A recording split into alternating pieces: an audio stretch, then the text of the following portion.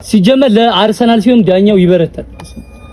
በረታ ቴዲ ደጋፊው ምንም ማረገም አርሰናል ለቋጠሮም ለምንም አይመችም። በቃ ምንም ብሎ ነገር ኤግዛክትሊ በሆነ ሁኔታ ያ ብሎ ነገር የለም። መቴቱ ማሙ ሆነም ቀረ ዋንጫው የማንቼ ነው። ኧረ ደግሞ ማንቼ እንኳን ዋንጫ እንኳን ዋንጫ ልትበሉ እውር በጭፍኑ የጋገረውን ቂጣት ነው። አርሰናል ማይበለውበት አርሰናል